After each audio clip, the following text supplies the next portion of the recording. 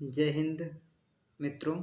तो आज machine learning का एक छोटा सा टॉपिक हम लोग कवर करेंगे जिसका नाम है bayesian डिसीजन थ्योरी। ये क्या है कि हमारे एकेटीयू एग्जाम पे 10 नंबर का क्वेश्चन बनता है जिसमें इसके कुछ बेसिक कॉन्सेप्ट और एक छोटा सा क्वेश्चन देता है। पाँच पाँच नंबर 5 नंबर की थ्योरी और 5 नंबर का क्वेश्चन।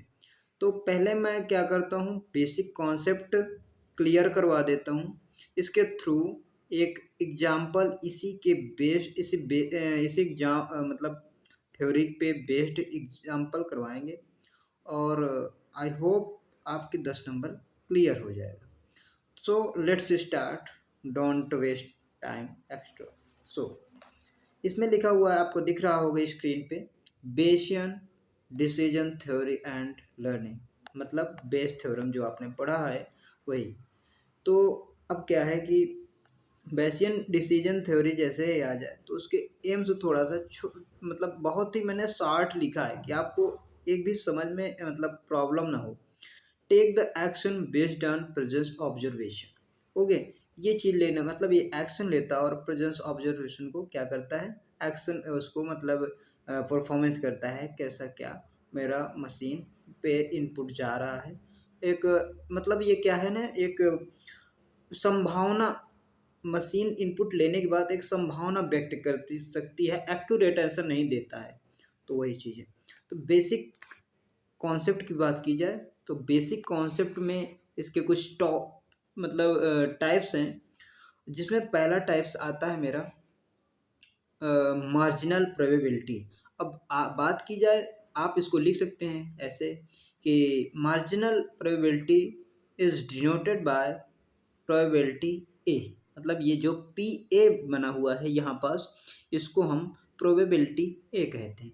अब इसका फॉर्मूला क्या है, P A is equal to number of successful event upon number of total events. मतलब मैंने जैसा एक एग्जांपल ले लेता हूँ। मैंने एक पासे को उछाला और पासे पे क्या होता है, टोटल जो इवेंट होती हैं उसको 6 होती हैं, लेकिन उसमें से 6 में से कोई ना कोई एक ही आएगा एक बार में सभी नहीं आ सकते हैं। तो वही है।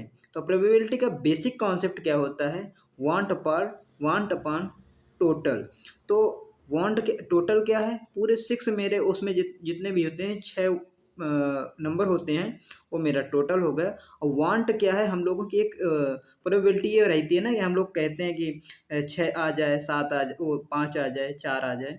तो हम प्रोबेबिलिटी एक अपने आप को उसको देते हैं, बट आएगा जो कुछ भी आ सकता है, उसको चलना पड़ेगा, कोई बात नहीं। तो आई होप यहाँ तक आपको समझ में आ गया होगा। P A is equal to number of successful event, number of total event, मतलब जो घटित हो गया है पासे उछालने के बाद, इसके बाद पासे में कितने टोटल इवेंट हैं, ऐसे कभी ले सकते हैं इवेंट आप। तो सेकंड अगर बात किया जाए तो कंडीशनल प्रोबेबिलिटी। अब कंडीशनल प्रोबेबिलिटी जैसे कि आपको स्क्रीन पे दिख रहा होगा, कंडीशनल प्रोबेबिलिटी।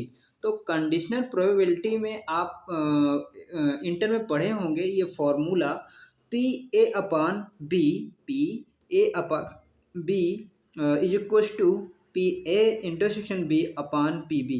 एंड इसी का बिल्कुल मतलब रिवर्स होता है, बिल्कुल उल्टा होता है। ये यहाँ पास ए अपान बी था, यहाँ पास बी अपान ए हो गया। तो मेरे इस ऊपर वाले में कोई प्रभाव नहीं पड़ेगा, जबकि इसमें प्रभाव पड़ता है। यही में जो है इसी में इफेक्ट पड़ेगा, यही चेंज हो जाता है, बाकी ये ऊपर वाला सेम रहता है। ये चेंज किसके अकॉर्डिंग होता है, यहाँ पर ए अपान बी था, यहाँ पर क्या ए अपान बी था, तो ये तो सेम था, ये यहाँ पर बी आ गए। तो आपको डिनोमिनेटर चेंज देखना है, जिसमें डिनोमिनेटर क्या है, बी। तो इसमें समझ लो आप ये याद रखिए कि प्रोबेबिलिटी बी आएगा, मेरा बी वाला नीचे आएगा। अब इसमें ऑब्जर्व करना, इसमें क्या है, नीचे ए है, तो यहाँ पर क्या है, ए है। तो आई होप यही चीज़ थोड़ा सा इमेजिनेशन बना के चलोगे ना, 2-4 दिन देखोगे, आई होप समझ में आ जाएगा। तो आपको समझ हो मतलब कंडीशनल प्रोबेबिलिटी क्लियर हो गई होगी। तो नेक्स्ट देखते हैं हम लोग। नेक्स्ट मेरा क्या है, 1 मिनट, और मेरा नेक्स्ट आता है जॉइन प्रोबेबिलिटी। अब जॉइन प्रोबेबिलिटी में क्या है, P A union or A intersection B. अब पी ए इंटरसेक्शन बी का फॉर्मूला क्या होता है, अब ये फॉर्मूला कैसे बना, ये चीज़ मैं थोड़ा सा आपको ओवरव्यू दे दूं। हालांकि ये वही बेसिक कॉन्सेप्ट से ही बना हुआ है, तो आपको एनालाइज करवा दूंगा तो समझ में आ जाएगा। तो हम एक फॉर्मूला भी पढ़ के आए हैं पीछे, P A union B is equal to, पढ़ के आए हैं P A intersection B upon P B. ऐसा पढ़ के आए हैं हम लोग, यही चीज़ तो पढ़ के आए हैं अभी कंडीशनल में। ठीक है, तो अब क्या है, इस फॉर्मूले से मेरा ज्वाइन कैसे बना, ज्वाइन प्रोबेबिलिटी वाला फार्मूला कैसे बना। तो ज्वाइन प्रोबेबिलिटी वाले फार्मूला के क्या है, P A intersection B equal to कितना होगा। तो ये जो चीज़ है ना, इसको आप उसी तरह लिख रहने दीजिए, कोई मतलब नहीं। यहाँ एक मानिए, ये मल्टीपल तिर्यक मल्टीपल जो मतलब इसका तिर्यक मतलब इधर इसका इससे मल्टीपल कर दीजिए, इसका इससे मल्टीपल कर दीजिए, आपका आंसर आ जाएगा। तो आप इससे इसको करेंगे तो वही आएगा, इसको वैसे उसी से करेंगे तो वन से किसी भी मल्टीप्लाई करेंगे तो वही आएगा। अब इसका इससे कर देंगे तो is equal to P B लिख देंगे, पी बी लिख दिया। अब इसके बाद ये इसको लिख दीजिए आप, पी ए अपान बी। और आप देखेंगे ये फॉर्मूला किसका बन गया, ज्वाइन का बन गया। ज्वाइन का देखिए, इसमें देखिए वही चीज़ लिखा है, कुछ दूसरा नहीं लिखा होगा, ज्वाइन प्रोबेबिलिटी का ये फार्मूला है। तो इससे याद रखना है कि एक फार्मूला आपने याद कर लिया ना कंडीशन का, तो मुझे लगता है आपके ज्वाइन प्रोबेबिलिटी भी क्लियर हो जाएगी। लेकिन मोस्ट इम्पॉर्टेंट अब देखना, अभी तो ये फार्मूले बन रहे थे, लेकिन मोस्ट इम्पॉर्टेंट फार्मूला ये है आपका, इसी पर बेस्ड क्वेश्चन बनता है। अगर क्वेश्चन बनेगा तो आपको बोलेगा कुछ ए की वैल्यू दे देगा, पी ए की वैल्यू दे देगा और पी बी की वैल्यू दे देगा, और आपको ये चीज़ निकालने को पूछेगा कि ये चीज़ हमको निकाल के दीजिए। अब यहाँ पर एक चीज़ गौर से देखना, पी जो बायस थ्योरम होता है ना, वहाँ पर हम पढ़ के अभी आए हैं formula, P probability A upon B का फार्मूला हम लोग वहाँ पर इसको नीचे कर देते हैं, लेकिन आपको इसको एक्स्ट्रा लिखना पड़ेगा, पी ए भी ऊपर ऐड करना पड़ेगा, और इसको पी बी अपान ए हो जाता है, ये उल्टा हो जाता है। ये फार्मूला देख लेना, ये प्रोबेबिलिटी पर बेस्ड नहीं है, मशीन लर्निंग का कॉन्सेप्ट है ये। ओके, सो आप समझ गए होंगे, P A upon B is equal to P B upon A, इसको उल्टा कर देना और इसको ऊपर वाला लिख लेना है, इसको नीचे वाला लिख लेना उसी तरह। तो इसको एक दो बार आप लिख लेना कापी पे, याद हो जाएगा। लेकिन अब पी ए अपान बी को क्या कहते हैं, मतलब ये जो टर्म लिखे हैं सब, इनको क्या क्या कहते हैं इनको समझ लीजिए। तो पी ए अपान बी को कहते हैं पोस्टीरियर प्रोबेबिलिटी, और बी अपान ए को क्या कहते हैं, लाइक्लीहुड प्रोबेबिलिटी, और पी ए को क्या कहते हैं, प्रियर प्रोबेबिलिटी, और बी को क्या लिख सकते हैं, मार्जिनल प्रोबेबिलिटी। अब एक चीज़ और बचा है, उसको भी देख लेते हैं हम लोग। क्या बचा हुआ है, एप्लीकेशन ऑफ बैश थ्योरम। तो एप्लीकेशन जो इसके हैं, to calculate next step of robot when already exist step is given to us. And second क्या है, for weather, for costing, for मतलब फॉर कॉस्टिंग के लिए भी ये यूज होता है। ओके, सो अब बात की जाए क्वेश्चन। सर अब बहुत देर से बता रहे थे आप, लेकिन क्वेश्चन के बारे में तो बात ही नहीं कर रहे हैं। तो बेटा आप जिसका इंतजार कर रहे थे वो चीज़ आपके सामने आ चुकी है। तो क्वेश्चन कैसा आता है, क्वेश्चन ऐसा आता है, to calculate probability of fire when smoke is given with data as. So अब आपको मैं इसको समझा दूं कायदे से, वरना आपको समझ में नहीं आएगा ये चीज़ मैं बता रहा हूँ। तो ये चीज़ डेटा लिखा हुआ है, ये देखिए जो अभी मैं दिखा रहा था, वो डेटा क्वेश्चन में आपको दिया रहेगा। उसमें क्वेश्चन पढ़ ही लिए हैं आप, क्वेश्चन आपने पढ़ लिया है, और क्वेश्चन का अब डेटा जो था वो मैंने लिख दिया है। अब इसके बाद देखिए, एक मिनट, अब आपको अभी मैं पढ़ा के आया हूँ कि इसको मान लीजिए ए और इसको मान लीजिए बी, आपको किस फार्मूले से पढ़ना है, बैस थ्योरम का यूज करना है।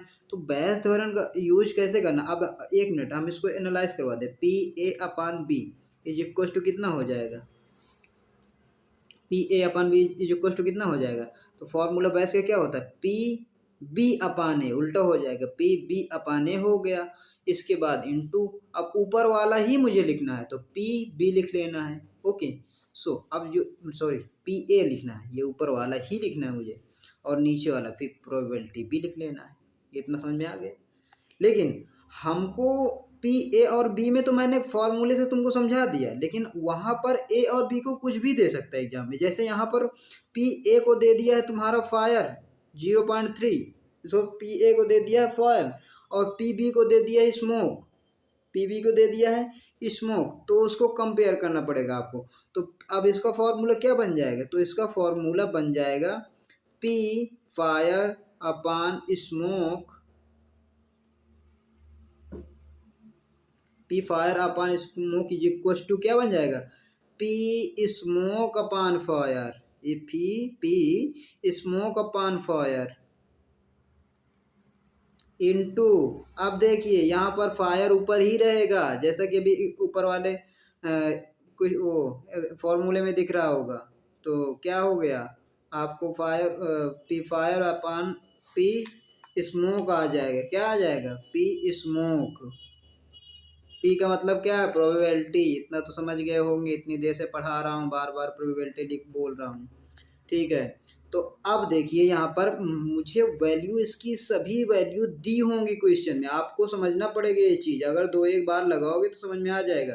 देखो जैसे इसमें देखो, पी फायर की वैल्यू को क्या कहते हैं, प्रोबेबिलिटी, प्रोबेबिलिटी या तो लिखा होगा पी फायर डायरेक्ट, या तो लिखा होगा प्रियर प्रोबेबिलिटी, तो उसकी वैल्यू कितना दिया है, यानी पी ए की वैल्यू कितना दिया, 0.3, तो यहाँ पर 0.3 रख दो, इंटू यहाँ पर 0.3 लिख दिया, सॉरी गलत हो गया, 0.3, यहाँ पर इंटू लगाइए। अब पी स्मोक अपान फायर, इसकी भी वैल्यू दिया है, ये देखिए यहाँ पर ये लिखा हुआ है, पी स्मोक अपान फायर की वैल्यू कितनी है, 0.5, 0.5 लिख दिया हमने।